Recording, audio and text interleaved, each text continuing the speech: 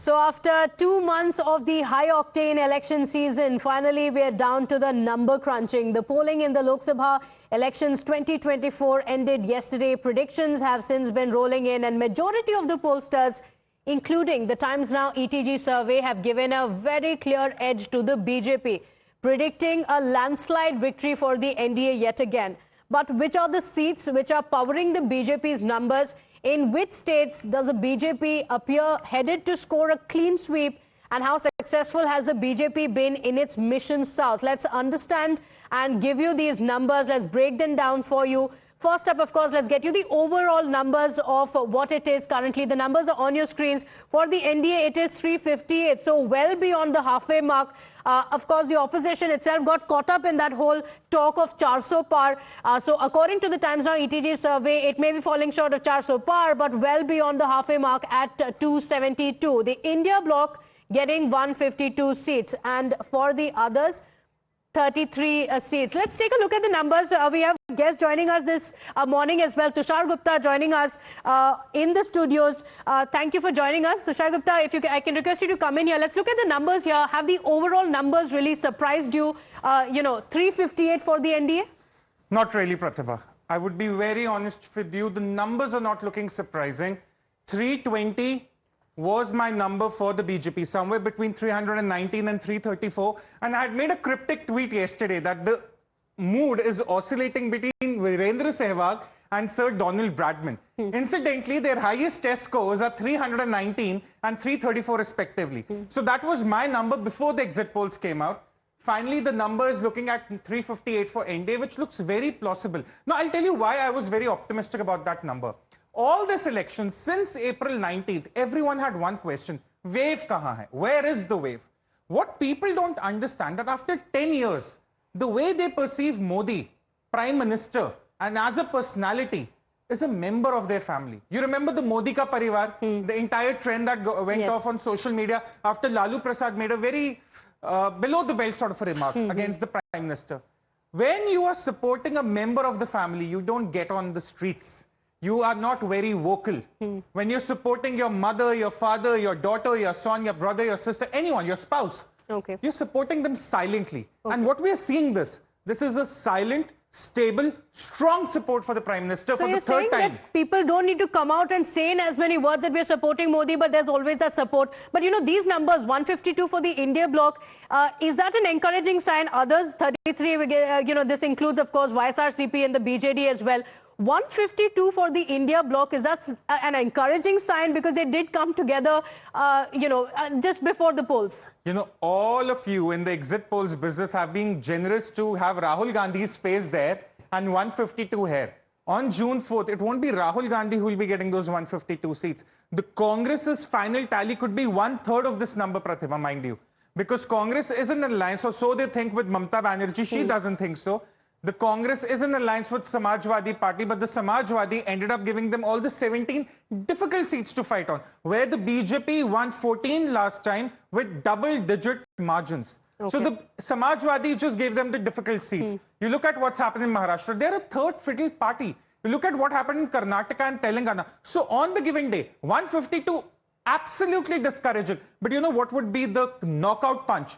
The final numbers for the Congress. Okay, so the Congress, out of this 152, there's going to be very less for the Congress party, even if it has the face of Rahul Gandhi. Yesterday, after the meeting, of course, we should tell our viewers, the opposition, the India bloc, did say that the exit polls are not true at all. They said that they're going to get 295 plus. That's the numbers that they have with the people's verdict. We'll come to that.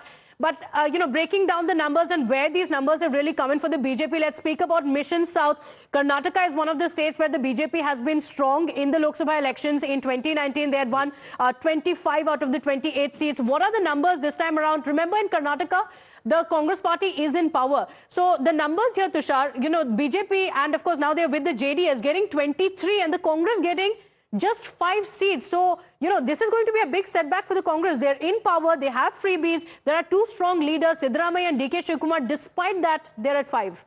Are the two strong leaders still getting along? That's the big question. That's the one question we'll asking on 5th June. Mind you, the political activity in Karnataka is going to increase post these results. But look at the interesting part. 2019, the BJP did not have a government in Karnataka. they still managed to secure 25 odd seats. Now they have JDS, but they do not again have a government in Karnataka. They lost the state assembly election fair and square. 23 still. Now what does it tell you? The state level freebies compared with the credibility of the Prime Minister, compared with the welfare of the Prime Minister, the people of Karnataka have made their choice. Remember, when the Karnataka government took over, there was a lot of talk about these free bus rides. Yeah. The KSRTC ended up saying that we are missing out on revenues. The metro construction has further slowed down. In Bangalore, you're having water wars. Imagine what the voters of Bangalore must have been thinking when they went out to vote.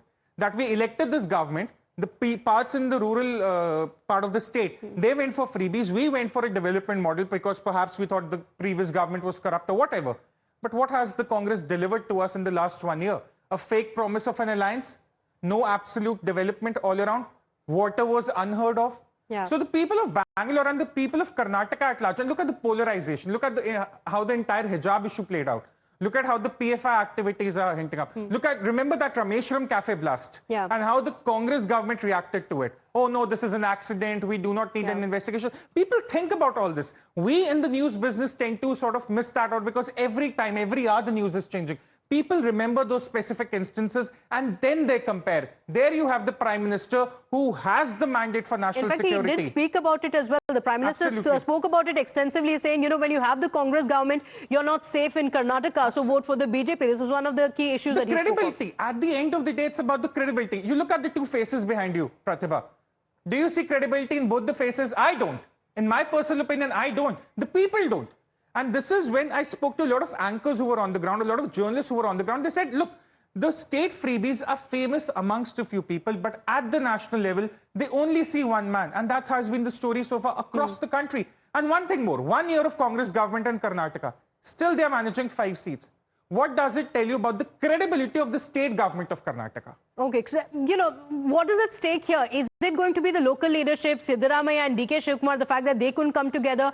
Or is it slightly more? Is it the Modi factor? Or is it the fact that, this time they're together with the JDS? So clearly there's been a change in the Vokaliga vote base as well. And that's going to be one of the biggest gains for the BJP. The fact that when they came together with the JDS, there were a lot of questions raised on whether there will be a vote transfer or not. DK Shivkumar is a strong Vokaliga leader. He had been, campaigning extensively, speaking about how he is one of the strongest Vokaliga leaders. In fact, in one of the campaigns, he also said, if you want to see me as the chief minister, you should vote for the Congress party, making it about himself. But clearly, if the numbers are anything to go by, then it has worked in favor of course, the BJP and the JDS combined.